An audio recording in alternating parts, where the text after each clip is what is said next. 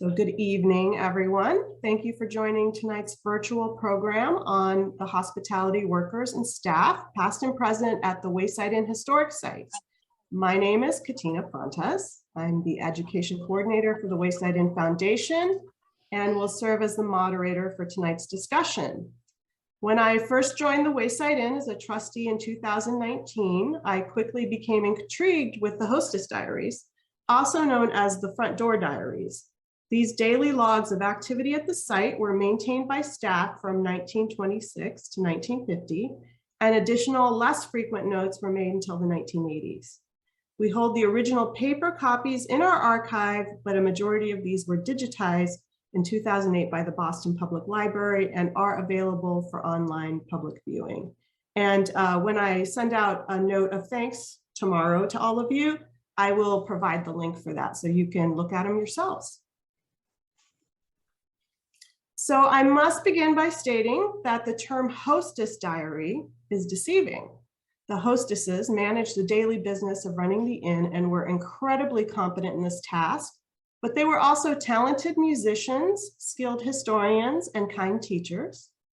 And they were also not all hostesses. Some had hosts. We also had some hosts as well. So we had some men and women who served in that role. The hospitality project stemmed from my early review of the diaries and subsequent revisiting for various projects. The daily accounts of activities and lists of guests were really interesting, but the more I read, the more intrigued I became with the staff members mentioned and the writers behind the words. In our office, Sally and I would discuss some of the individuals whose names came up in our research throughout the history of the inn. And we soon realized that a project was needed for a deep dive into the history of hospitality workers here throughout our years as a tavern, inn, and tourist site.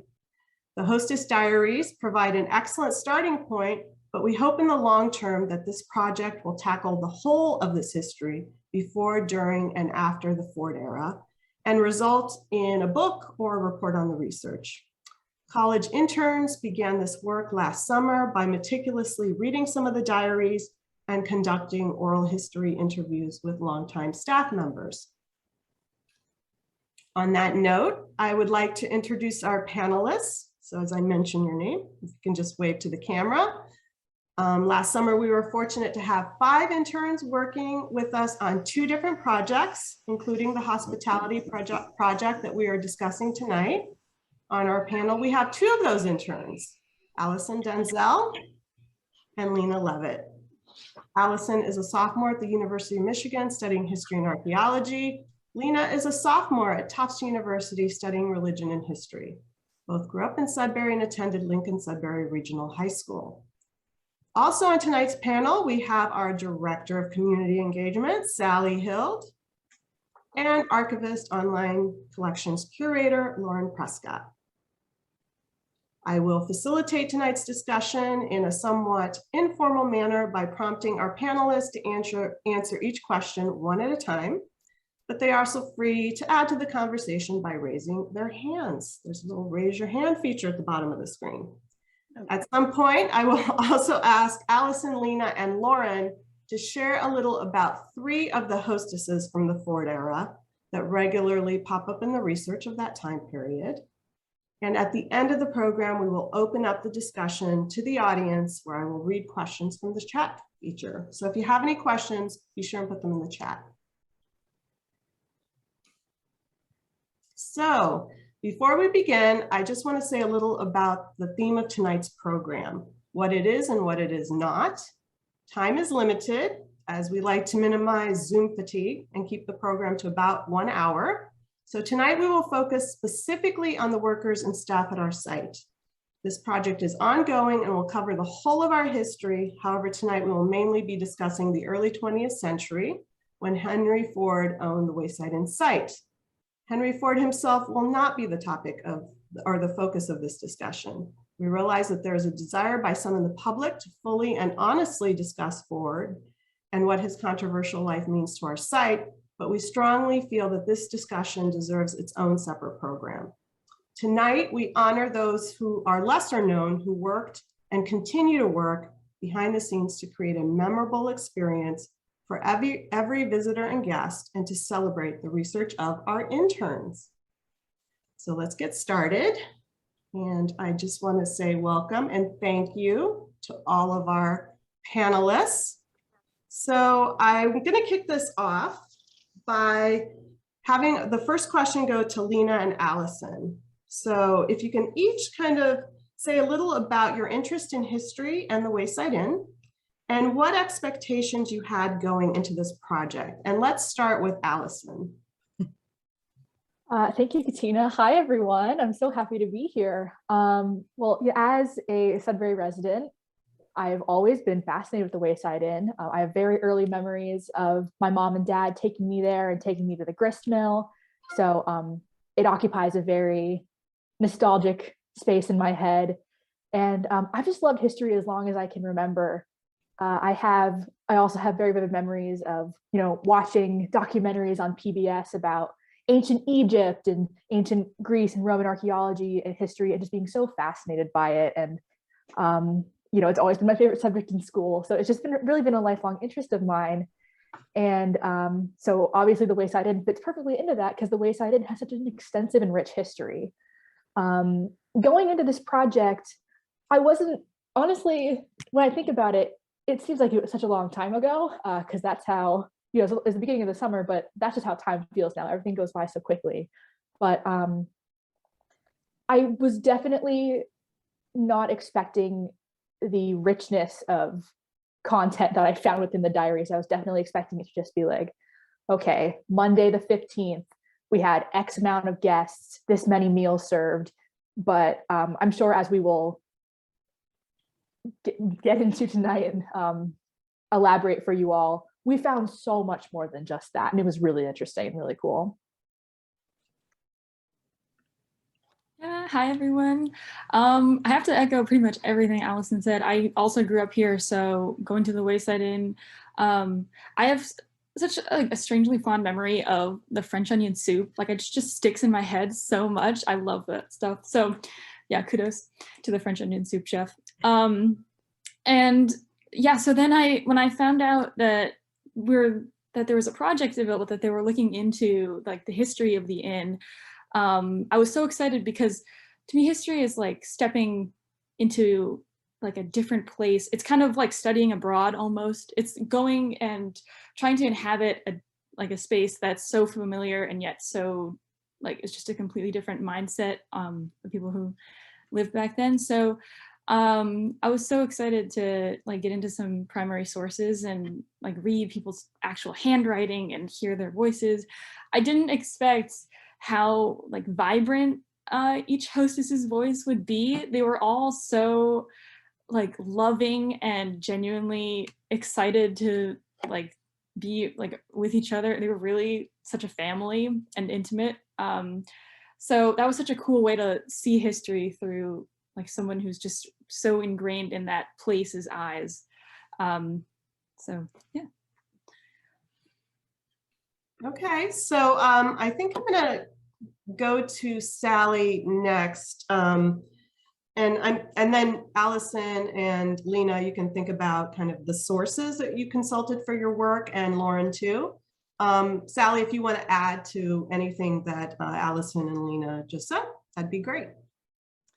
Yeah, I mean, we are very fortunate to have this mostly intact resource, because we working here use it pretty much on a daily basis. If we have a question about something with the inn, we consult the hostess diaries. Or if we're looking for content for social media or for an article or to give us inspiration about upcoming programming, there we go to the hostess diaries. So protecting it on our site and in our archives is just a real privilege. And, a lot of times places don't have this kind of rich documentation. So we really owe a debt of gratitude to these women and men who kept a record for us, and it survived all these years. So. And Lauren? Sure, hello. So when I think about some of the work I've done as the archivist, if we go away a bit from the Hostess Diaries, many people may not know that the Wayside Inn has a rich archive. And one of the other sources other than the Hostess Diaries that I used was the Wayside Inn collection. Now, the Wayside Inn collection was formally started in 1927. It's our largest collection in the archive. It's comprised of over 300 archival boxes. And what you may find in that collection, you might find correspondence, journals, blueprints, photos, drawings, music books. And so there's also several boxes dedicated to the different hospitality staff at the Wayside Inn, including some I'll talk a bit about later, Florence Fisher, but also the Priscilla Staples Rixman papers. She was another hostess, but she held many different positions at the inn for decades. And then also something I'll show a bit later, some film reels.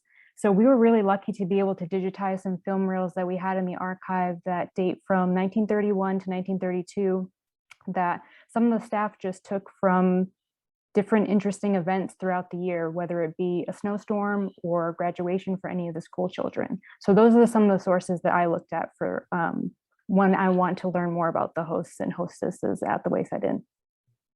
All right, great. Allison and Lena, did you want to talk a little about the sources that you used? You've mentioned the Hostess Diaries. I'm trying to recall if you consulted some other sources, maybe talk about the oral history project you started. Yeah, so we were actually able to pull a surprising amount of information about the employees out of the Hostess Diaries. At one point we started making an Excel spreadsheet of all the names of all the employees we could find. And we had a pretty decent list. But in addition to that, I'm going to be talking about Priscilla Staples Rixman tonight. I did over the summer, in reviewing for tonight, I consulted some of the papers that are available digitally. She wrote a 5-page autobiography in 1974 that provides a lot of information about her. And we also just did a lot of looking online, like trying to use websites like Find a Grave to just try and find where some of these people were buried. And we did go down into the archives a couple of times to actually look. I should say that most of our research we did was using the digital copies of the Hostess Diaries, just because they're more accessible. We did actually get to go down into the archives and see the physical copies of the Hostess Diaries, which was very, very cool. Yes, and we have the unboxing videos to show one of those. Yes, the unboxing videos. Oh my goodness. Are we sharing what was in the unboxing, or do we want to keep it a surprise? We've shared them already, so I will share those tomorrow with everyone when I send out some links. Lena, did you want to add to that? Yeah, so I actually mostly focused on Mabel Welch's kind of personal journal, which is, I think it draws like a lot of the elements you see later on in the like Hostess Diaries anyway. So it kind of seemed like they were maybe a precursor to that. And then also I looked, the Wayside Inn just has such a plethora of like random material. So there were magazines from the 70s, 60s and 70s talking about, like, they were historical magazines about the colonial like times, and like it would talk, there would be little articles in them about like what kind of forks people would use, and also these little things called sweetmeats, which were like little treats that people would put out on tables, which I just thought was such a cute name for little treats. So it was just a really cool way to create the atmosphere in my mind going through those magazines. That was most of what I did. And I went in the archives a few times, but it was mostly for the unboxing videos. It was very fun. All right, well, thank you all.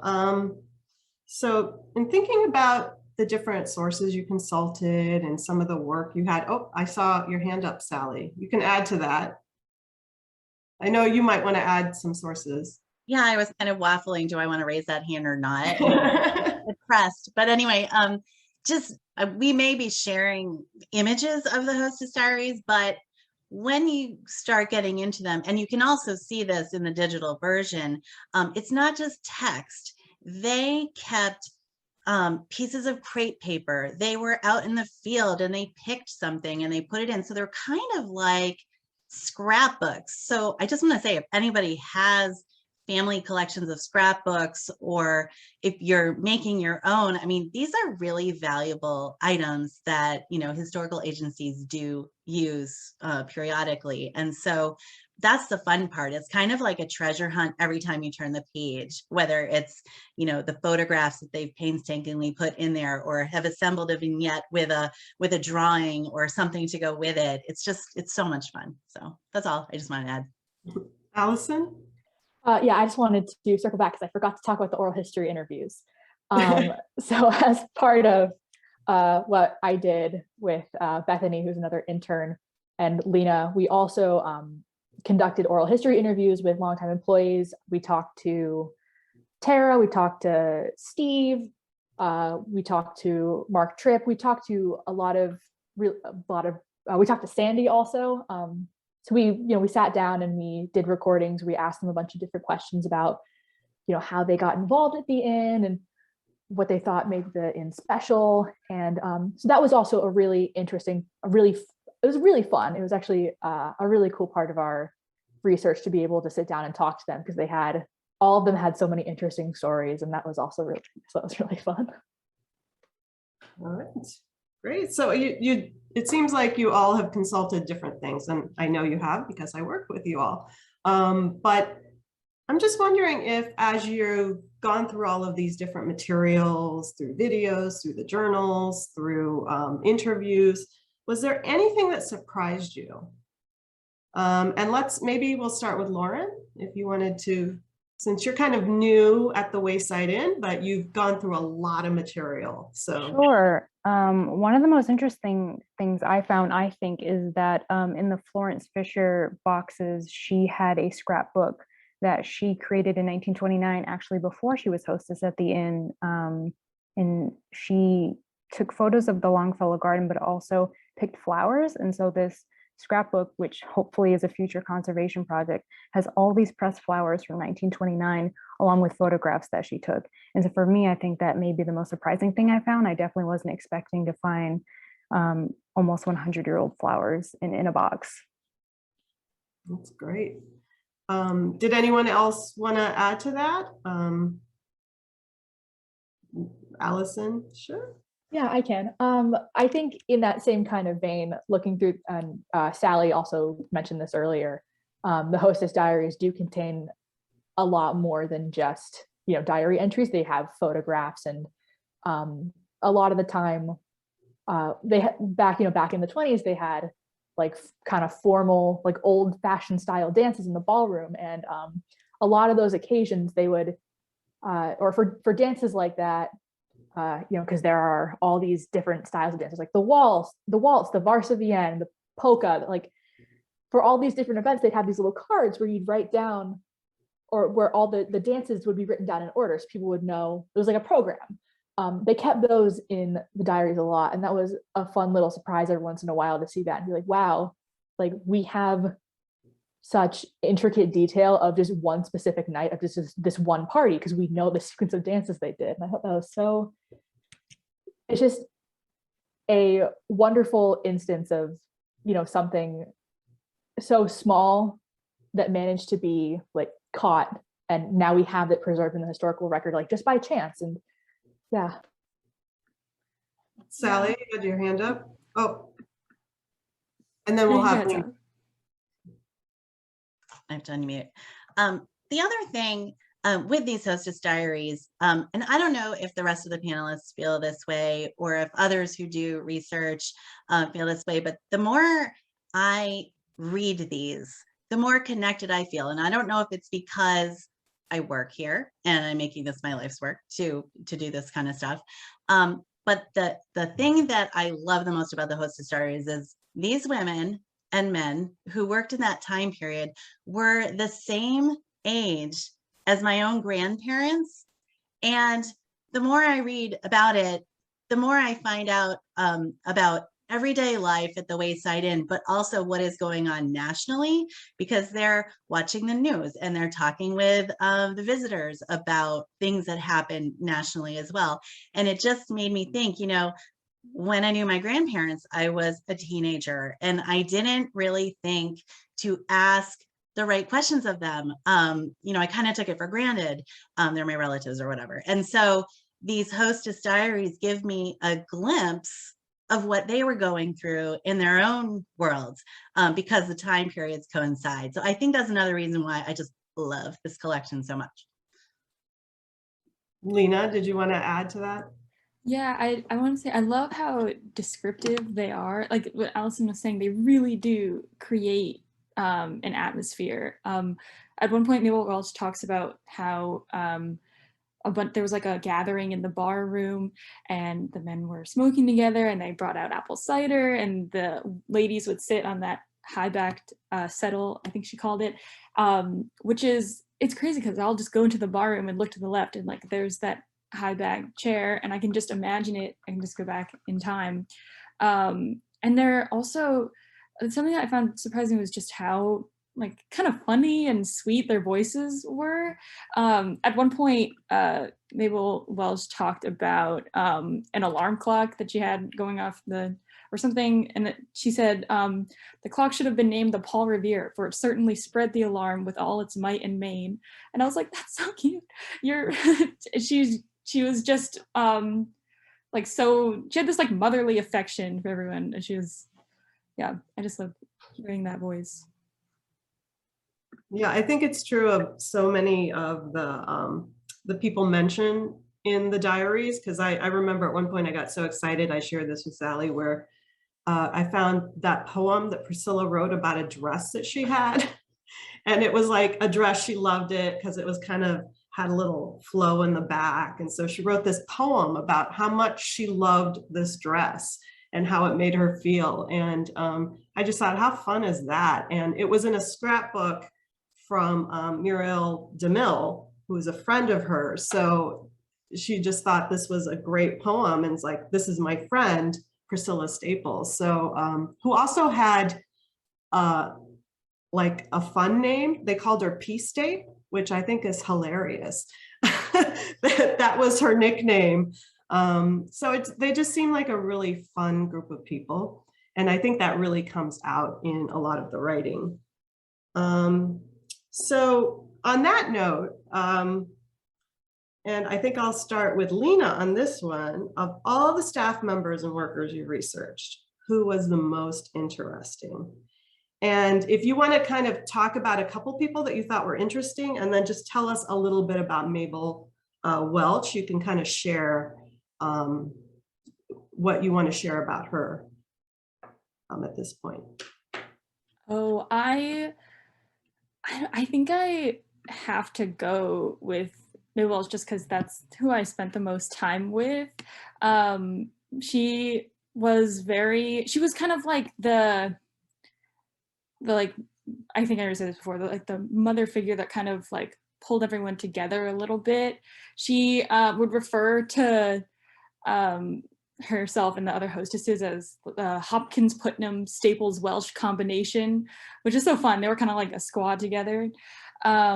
She started working at the inn in 1926, and she eventually earned the title of senior hostess. I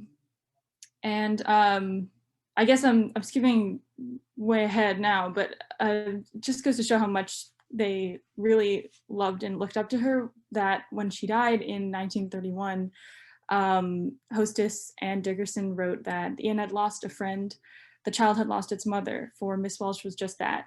She mothered every hostess who worked with her, took on the cares and troubles of each as though they were her own. So sympathetic was she, and so thoughtful of others. And I thought that this attitude of like the whole family of the inn kind of really, it's still, I can hear it like echoing even today with the way that some of the people we interviewed describe their relationships with their like fellow employees, and just how they all are actually like genuinely close with the stories that they have and the memories that they have together. So for me, that was just really touching and nice to read. Sorry, I know I focused mostly on Maple Welsh there. All right, well, great. Allison, did you want to talk about anyone that you thought was really interesting? And then maybe share a little about Priscilla, who I will admit is the person that I find that I'm most fascinated by from this time period. Yeah, I mean, I think that the story of Mabel Welch is very, it's sad because she passed away kind of suddenly in 1931. She had been working as the senior hostess, and then in, I think, October of 1930, if I remember correctly, it's either September or October, she had to leave, and the hostess diaries didn't say why, except that she was going for a much needed rest. And it talked about how, or over the next few months, it kind of brought up how, Mr. Boyer went to visit Miss Welch, and she says she's doing better. We got a letter from Mabel saying that she was feeling better. And then in February, she passed away, and the hostess diaries kept talking about her for years and years after her death, and just emphasizing how important she was to the community. So we're not entirely sure what happened.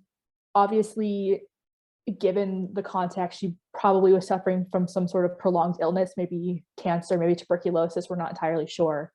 But it was just such a, when we came across it, as we were reading through the hostess diaries, it kind of just shocked us for a second. So you're like, wait, that happened to Mabel? She we kind of grown a little bit attached to her because she was just such a loving figure. But on that note, second to Mabel Welch is definitely P. Stape.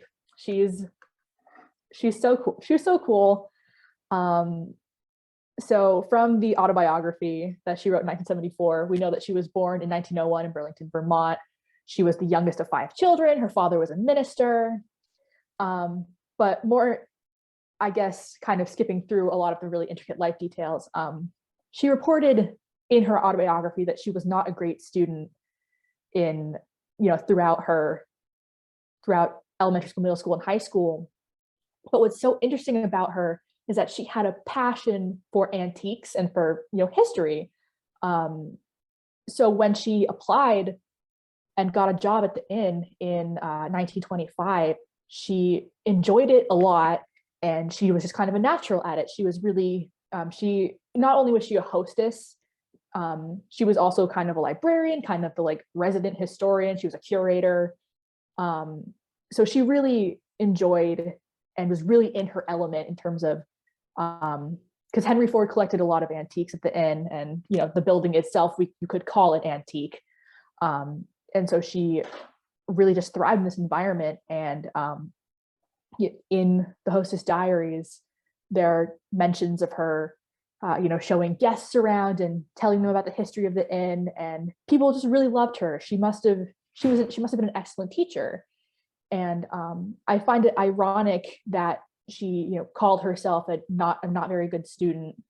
Or at the end of her autobiography, she includes it with, "I do not think that I have accomplished much through my very own efforts." But clearly that's not true, because she was a very passionate and talented historian. And she was also she's very passionate about creative writing. And there are several instances in the hostess diaries where she writes little short stories. I remember one day specifically, she wrote kind of a speculative fiction-ish thing about what would happen if the ghost of Lyman Howe, one of the former owners of the inn, just started walking about today. What if he went to the Wrightstone Schoolhouse and started telling the children stories, which would be terrifying to think about now, but I guess it wasn't scary to her, but whatever. And I'm rambling on and on, but she really enjoyed being at the inn. She saw incredible value in it as a place for historical education, but she really valued hands-on education, like going to buildings like the inn and learning about the history that way. She said once in the diary, or Henry Ford was quoted to have said, "History is bunk." But she replied that it is bunk only if read out of a history book. And I think I have to agree with her views. History is really, really interesting in all different forms, but there's nothing like, going to the inn and seeing it for yourself. All right, thank you. So Lauren, I know you wanted to share your screen to maybe talk about Sure. you find Yeah. most interesting, and one of them I believe is Florence Fisher. Sure. I'm So just going to share my screen. Everyone can see it. Of course, again, I find Priscilla Staples Rixman one of the most interesting. But for me, I did some research on Florence Fisher, and I guess personally, I can really relate to her because, like Florence, I wear many hats at the inn. I'm not just the archivist. I also help run our social media accounts. I handle the digital marketing, and I do some website upkeep. And so when Florence was hired as a hostess, she was much more than that. She was also hired to teach music to the school children, but she really brought her musical and artistic talent to the inn. And she was really a large presence to the school children. She played the piano when they had dance lessons. She taught sewing and needlework to some of the children at the inn. When the Martha Mary Chapel was built in 1940, she played the organ for many a wedding. And she even designed some posters and menu covers. And so for me, she was just so interesting. What I also find interesting is that you may have thought that she may have been a young woman when she became a hostess at the inn, but really she had a whole career for decades as a music teacher prior to working at the Wayside Inn. And so I just find her really interesting. If we talk a bit about her background, she was born in Boston in the 1880s. Her father was a physician, and she lived about a block away from the public garden on Newberry Street. And during the First World War, she was a music teacher, and she and her sister would often sing at camps for soldiers, such as Fort Devens. And then after the war, Florence moved to North Carolina, where she taught music at Elon College until 1928. And so she was hired as hostess at the Wayside Inn in 1932 by the head hostess, Clara. And when she was in some of her papers that are in the archive, she reflects on her time as hostess. And Florence wrote that, "When I first came to the inn, every hostess had to learn the story of the inn from one of those who had been there longer. And this was best done by following this guide around as she went through the different rooms. I chose Miss Muriel DeMille, who later became Mrs. Hoppin, as often as I could. Children came by the hundreds, and there was no charge in those days for them." And one thing I really also found interesting by the hostesses that lived, and just staff in general at the inn in the early and mid 20th century, is that they all lived there, or most of them did anyway. So Florence lived there the entire time she worked at the inn. She lived in the gatehouse with the chef, Emma. She lived in the hostess cottage for a time. And when she first moved into the inn, she actually lived in Jerusha Howe's room. And so when you're living and working together 24/7, hold on one second, see if I can share this screen, you really become a family. And so I have just a little clip from 1932 of some of the hostesses after a snowstorm. And I hope that the video shares. So this is just one of the film reels that we have in our archive. And it shows how well everyone got along even after a huge snowstorm. And I just find some of these clips so fascinating, and it really brings the staff to life. And what I also find interesting is that sometimes if you go through our 1932 year for the Hostess Diaries, you can find out what these film clips actually relate to what event. And I just find it really fascinating. They're having a snowball fight rather than helping some of the staff shovel at the inn. And so yeah, that for me, I think Florence was the most interesting for me. In the 1970s, she donated a lot of material to the archive, and she died in 1978. And she worked at the inn until 1950, and then she retired. She was already 63 at the time. And so I just stopped. that's great. I love those old videos. I mean, they're really fascinating to watch, and that's something else I can share with people tomorrow. We actually have them all on YouTube. There's no sound with them, so you kind of have to just kind of see what's on there. Did you want to add something, Lauren? I just wanted to add that we're incredibly lucky to have them digitized, and that they were able to be digitized fairly recently because they were stored in a basement for decades. And so we're really lucky to be able to have that footage. It could have been lost. Yeah, I agree. Definitely very fortunate. So Sally, did you want to share about who you have found to be one of the more interesting people? Sure, but I'm just gonna say the next time we have a snowfall, we're doing a team building snowball fight out there, right there on the big field. I want to see everybody. Take a break. Yeah, so as you were all talking, I gave a lot of thought to who my favorites were, but I can't play favorites. So sometimes you will find when reading other sources a snippet about someone else who worked at the inn. So we still have a lot of research that is ongoing to find out who was here before the hostesses of the early 20th century. And I just wanted to call your attention. I don't know if you can see it by my holding it up, but we do have this resource in our gift shop, and it's called Of Peacocks, Oysters, and Bonhomie, Lost Tales of the Wayside Inn. And it's just a small volume of compiled articles and accounts. And as I was going through, I found one very short article that I would just want to read to you. It is called The 100th Town, Glimpses of Life in Westboro, 1717 to 1817, by a Harriet M. Forbes, written in 1889. And it is about someone who worked at our inn. So I'm going to start. About a dozen miles from Westboro, in the old town of Sudbury, stands Howe's Tavern.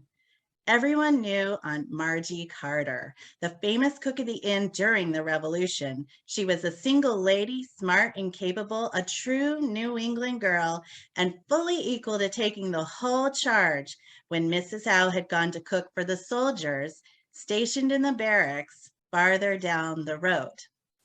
She knew when to bar the door against guests who threatened to be unruly, and was not easily frightened by the violent quarreling that sometimes went on under the old roof. She carried her own little tin cup in her pocket and never lost an opportunity of slipping down to the rum cellar to fill it. Now, this is a person I would love to know more about. Sounds really interesting.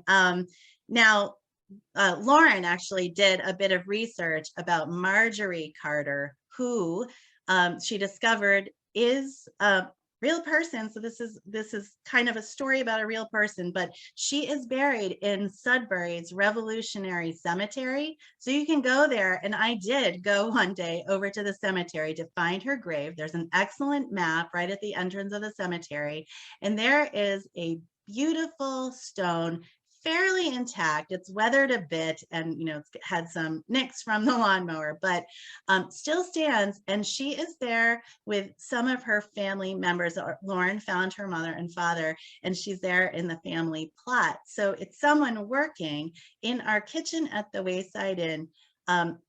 Obviously, the family had some wealth to have this beautiful stone and everything.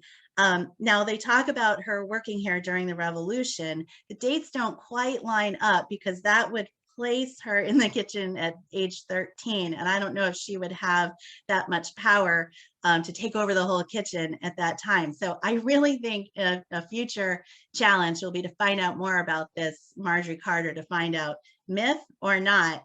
But what a character. And so it's something that we'll be looking for in the future for an earlier time period.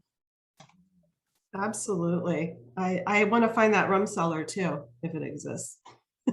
But I think that's an important thing to notice. So we have a large collection of both primary sources and secondary sources. So our primary sources are the diaries, things that are firsthand accounts. Our secondary sources, we have a lot of magazine stories and articles and books, which sometimes you have to really dig to separate fact from fiction, because we do have a lot of mythology that kind of continues through the stories of the inn. but that's a great one. I really love that. And we do want to learn more about Marjorie. So I'm just keeping my eye on the time. I think what I'm going to do is just kind of jump ahead to my last two questions. I'd share these questions with all of our panelists, but I would say, especially for Lena and Allison, what are your biggest takeaways from this project? And then for everyone, this is kind of an ongoing project, we hope, where we can kind of piece this all together. What advice would you give to future interns working on this project? So why don't we start with Allison, if you want to jump in there. Sure. Man, my takeaways, I took so much away from this, but definitely one of the things that I found that was consistent between the hostess diaries and the oral history interviews is that everyone, and honestly from my own experience of just getting to know the staff members, just how strong the community at the Wayside Inn is. I remember starting off as an intern in the summer and being kind of nervous. I didn't want to get in the way of, people who were doing work. So I was like, I'm just this kid, I'm doing historical research. Like I'm not on the same level as people who have been here for 20 years. But they welcomed us, into their space and offered their stories to us and were so eager to help us. And, we just kind of like instantly felt at home.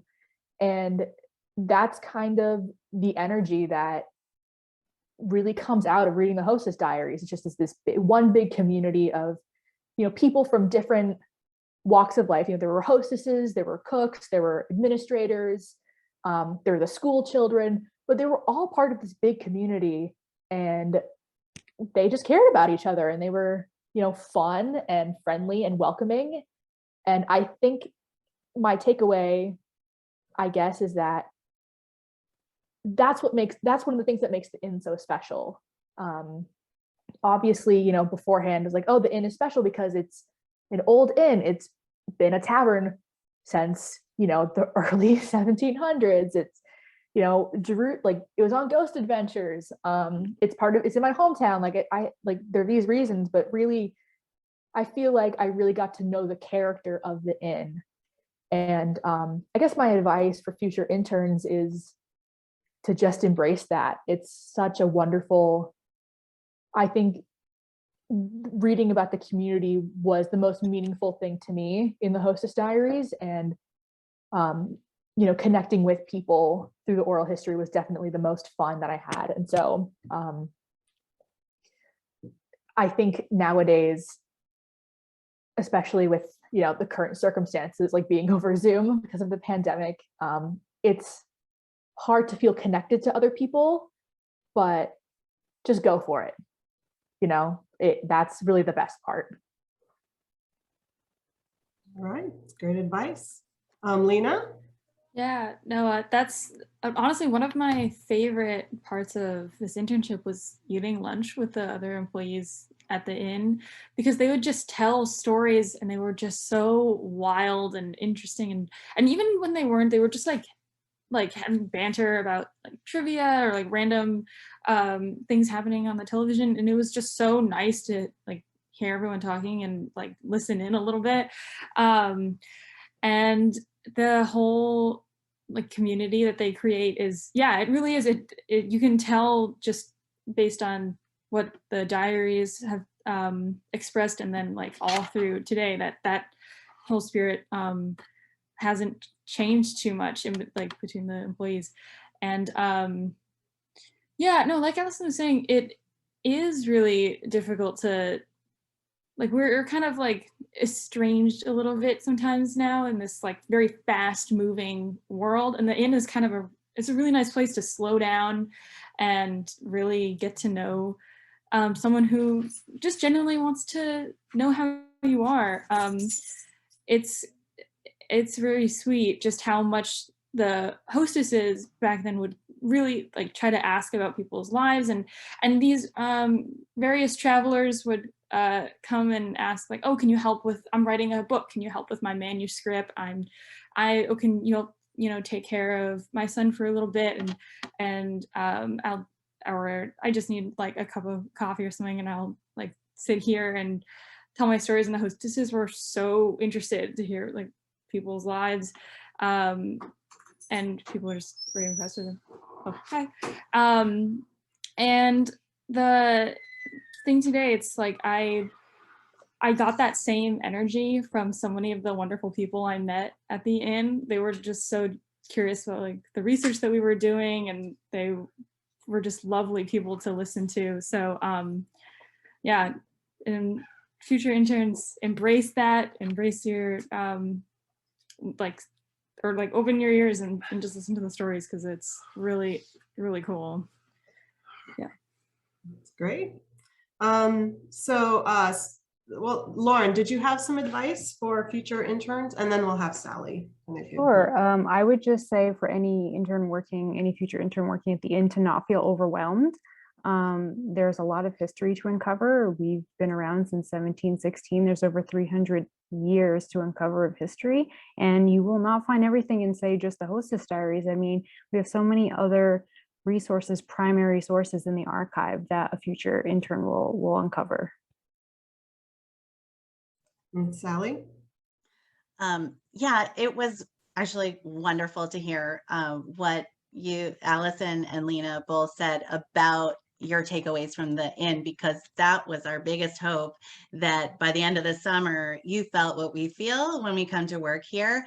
And when Katina and I talked about this project, it was happening at a time, you both alluded to the fact that we're in this weird time of COVID where everything is kind of strange, but hospitality workers have kind of risen to the forefront in conversation, because they're still working, feeding people, and the restaurants are trying to, continue on, not really as normal, but, trying to keep working, and they're showing up and everything when all this crazy stuff has been going on for the last couple of years. So it was an exciting time for us to talk about the history of hospitality, because when we look at the past, we inevitably jump ahead to what's going on now. And so that's one of the most exciting things about this project. And we still are going to do more with it. We have other projects. I don't know if Katina, you were going to talk about that, but we have other plans to use the material that you uncovered and make sure everyone feels a sense of the Wayside Inn the way you all expressed so clearly. So thank you for all of your hard work. Yes, thank you. And what Sally's talking about is our dream is to have a book that just gives biographies and photographs and just shares information about the history of so many of these workers behind the scenes at the inn. And so it is kind of a long-term project. It is a big project. We've only uncovered a little bit. As Lauren was saying, there's a lot there. But every time we look at a source or uncover something, we just get so excited and are really in awe of all of these people who worked and still work at the inn. So I do want to kind of jump ahead to audience questions, and we have a couple. So if you have a question, if you can just put it in the chat. Somebody had a question about records of guests. I don't know, Lauren, if you want to talk about that. I know a little, but I don't know too much about that. Yeah, so we have actually boxes and boxes and boxes of guest registers. I don't remember the earliest dates. It is the 19th century, but some of the names that I can just think of off the top of my head: actress Judy Garland signed the guest book, President Calvin Coolidge signed several times, aviator Charles Lindbergh, Vincent Price, poet and author Sylvia Plath, which I was very excited about when I saw it in the guest register, Thomas Edison. And then what we also found is that people love to jokingly sign the guest register. So there are hundreds and hundreds of George Washingtons. But, and these are not digitized, maybe in the future. Really, it's going to take some time to uncover really everyone who had visited the inn. Maybe there are some famous names that we don't know that had visited at some point. And they are signatures, a lot of them, so they're not always easy to read. So I think that that's also a challenge. Somebody asked a question about the equivalent of hostesses to what we have today. And I think that's an interesting question because I don't know if there is an equivalent. We have managers, assistant innkeepers, but we also have like Lauren's job, Sally's job. Priscilla Staples was the historian in addition to being a hostess. Florence Fisher was, you know, a musician and teacher in addition to, you know, a lot of the hostesses played music, right? So I don't know if any of you have any thoughts on that, if there's an equivalent today, or if they just kind of jumped in and did whatever needed to get done. I think that's a pretty good way of describing it. I guess nowadays everything is so specialized, and you know, everyone does a very hyper specific job. Yeah, I don't think there's anything quite like the hostesses. A few more questions. So this one is interesting from Chris Densel. Any info in the diaries about what might have happened during Prohibition? And I'll just share one tidbit that we kind of realized recently, but are there any, I actually searched the word Prohibition and I couldn't find anything. Any in the diaries? Anyone know? Allison? Well, I do remember a few instances when the hostess would be talking about the bar room. And it was just so funny to me because, you know, they'd be talking about the bar rooms, like where people, you know, buy drinks or like do X, Y, and Z. And there'd always be like in parentheses, like where you can't buy alcohol, like can't, like, remember, we don't sell alcohol, that's illegal. That's just so silly, so funny to me. I don't know if that was like, yeah, we totally don't, or if it was, you know, being honest. It was just so funny. So I think the realization that I came to recently was, I think it's totally honest because I believe Henry Ford was a teetotaler and had strong opinions about drinking even after Prohibition. So I don't believe, unless somebody read something in one of the diaries, that alcohol was served during that time period, even after alcohol was legalized. So, but it would be fun to find that they did something scandalous, but I don't think we've run across anything like that. Marjorie Carter would have found a way. she would have had that rum cellar, like, yeah, she would have hidden something down there. So another question here is about school children. We haven't really talked about the Redstone School, but it says school children were mentioned in teachers. Was there a school? Did anyone want to take that, or I can take it if... Sure, I can just mention that there were 3 different schools on the Wayside Inn property. There's the Little Red Schoolhouse that's right near the chapel that everyone knows. There's the Wayside Inn Boys School, and then there was the Southwest School. And then Katina may want to explain a bit more about the Wayside Inn Boys School that Henry Ford had established in the 20s. Yeah, so Henry Ford did establish a school for boys who were wards of the state, and they learned a combination of academic subjects and professional skills, such as like woodworking. There were so many of them, like farming, husbandry, and it is actually really interesting. Most of the boys who attended the school, you know, had really fond memories about it because they did learn these skills. They were also paid for some of their work, and would then, when they went out into the world, have a way to earn a living. And I think some of them, Allison and Lena may have some thoughts on this. A couple of them came to work for the inn or went to Detroit and worked for Ford in his factories. Yeah, we do have, there is a couple actually there are frequent mentions in the hostess diaries of, you know, when the boys graduated, they would go, a lot of them went off to Detroit. And we know that one of the boys, his name was Stephen Gooch, he came and he worked as a host for a while. And yeah, he actually, he authored some sections of the Hostess Diaries. And yeah, and some of the boys would work other jobs on the property, but definitely the most prominent example is Stephen Gooch. And I think it's also important to note that we haven't digitized all of these, but I don't know if Lauren wants to say a little bit about it. There were Wayside Inn Boys School diaries that were similar. They were kept daily. The boys would take turns writing them. They would have their grammar and punctuation and spelling corrected by their teachers in the diaries. So we just have this real wealth of information that we haven't even gotten through yet. Yes, I mean, I would love to digitize the Wayside Inn Boys School diaries next. We have maybe 15 or 20 boxes of Wayside Inn Boys School records and diaries, and they're written very similarly to the Hostess Diaries, where we have an entry with a lot of photographs. And I like that at the end of each entry, whoever had written it has signed his name, which you don't typically get in the Hostess Diaries. It's sort of mystery to figure out who had written the entry for that day or that month. Lena? Yeah, no, there were little snippets about the trade school boys and some of what they would do. They would have like chorus performances, and there was one Easter service where they read from the Howe Family Bible, which is a very big deal for them.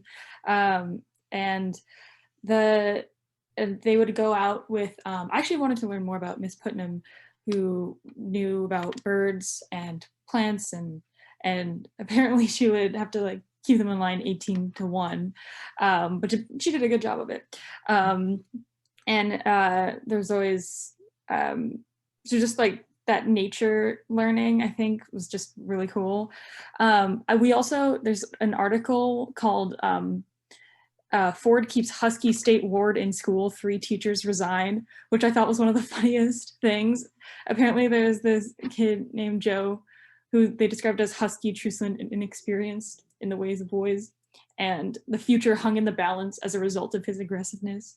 But apparently he was pretty bright, and Ford wanted to keep him in school, even though it was pretty tough on the teachers. So I don't know if that was exactly a trade school story or maybe just another one of, but that was one that Mabel Welsh kept in her journal because I think it made her laugh. So we had a couple more questions. I do not know the answer to this. Was John Adams a guest? I'm not sure. I know that John Adams kept pretty detailed records, and I feel like if he had written about the Wayside Inn, we would have known by now, because we love to find a famous guest at the inn. So that's sort of where a lot of rumors and legend have come about with certain people that we can't really corroborate. So we don't know if they actually had visited the inn, say, for example, George Washington, or had he simply just driven by on the Old Boston Post Road. So I'm not sure about John Adams, but that would be very interesting if he had, but we don't know yet.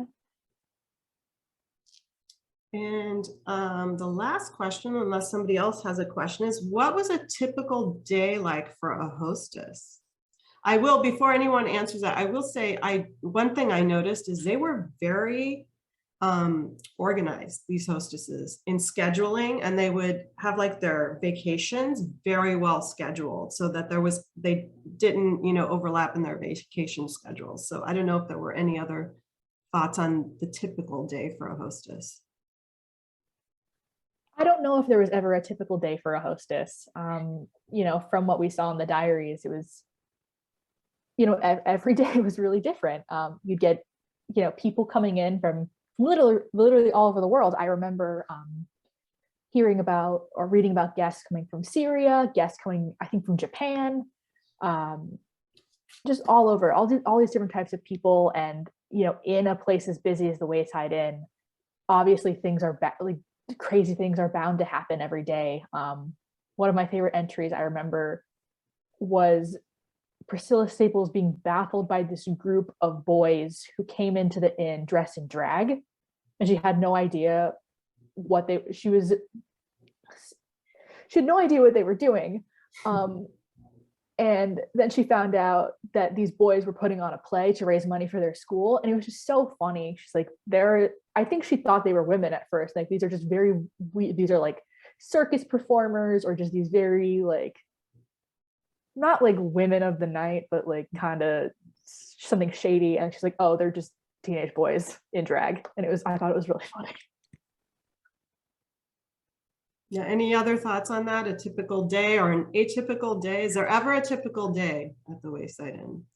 I will say something that was very common for the hostesses is that they would be responsible to give tours to school children. And that was a weekly occurrence, maybe almost a daily occurrence, especially maybe in the spring, in the warmer months.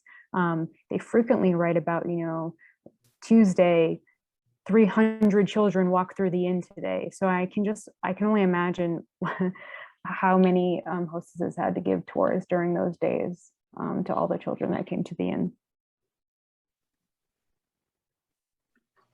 Lena? Yeah, I will also say they had to very quickly prepare many meals for there's like frequently, at one point there was 98 chicken dinners that had to be prepared. Like the Mr. Boyer just like, oh no, zero close in radius. Yeah, so it was just like sometimes people would just like add on guests, and then guests would like come in, and then people would just like go in and out, and they would have to like be on top of all of these like different changes with the guests. And somehow they consistently, or maybe I'm sure the hostess diaries maybe said it's like, okay, we served like all these dinners and it like went smoothly. And I wonder sometimes if there was ever like just something went weirdly like strangely wrong and they just like didn't mention it or something, because I can't even imagine how much work and like how crazy and chaotic that must have been. But yeah, there were so many entries like that where they would consistently put out these amazing meals for everyone. Sally? Yeah, and when you think about the inn at that time and how much else was going on the property, I mean, it was an active farm, the boys' school. They talk about meeting the children, the school children from the Redstone Schoolhouse down the road to bring them to lunch. I mean, they were running around, Jills of all trades. They were just, they had to do it all. And I think that's what kept it exciting for them, because they seem as though they are happy to take on those responsibilities, but it was probably exhausting. But what a fun time in their lives to share all that together as younger women, not yet married, and living together like you all mentioned. It just must have been so interesting and exciting. I agree. Any other questions? So I don't see any other questions. I guess if anyone wants to add anything else before we say our goodbyes here, any other last thoughts? All right. Well, I would say, oh, so I just want to add. Yeah, go ahead. I mean, I think all of us could go on and on and on for hours. We got a question. They were paid. Yeah. Actually, in Priscilla Staples' autobiography, she talks about how leading up to working at the inn, she was working at the post office in Northborough, and she mentions that she was making $5 a week at the post office, but the inn offered her $100 a month. So that's a significant upgrade. They were paid very well for the time, considering that it was also, as it was getting into the Great Depression, they were paid very well. But we could go on and on and on. I have so many stories in my head of just crazy things that happened during the inn, or things that reading just made me smile. So I would highly recommend, once Katina shares the links, I think she mentioned sharing the link in the email later, checking out the diaries for yourselves. They are such a wonderful resource, and they're so entertaining. It didn't really feel like coming into the inn every day to like do research. It didn't feel like work. I was having fun. I was doing things that I really enjoyed it because it was just that fulfilling. So just thank you to Katina and Sally and everyone for having me. I had so much fun. Thank you all. I will just add that the diaries, most of them are typed. A few are written by hand, but most are typed. So they're actually pretty easy to read, and they are keyword searchable, which I love. So, but thank you all. Thank you to our panelists and to our audience. I really enjoyed this, and I think it's a great project, and you all have added so much to it, all 5 of you, that I think down the road we will have a really wonderful report or book or whatever we make out of it. Just to everyone out there, just stay tuned for information about an upcoming exhibit we hope to have next month on Jerusha Howe. Sally, Lauren, and I are working on that. And in March, on March 15th, we have a virtual program on 17th century Native American history with public historian Richard Smith, which we're really looking forward to. So we'll be sending out information about that. And thank you all.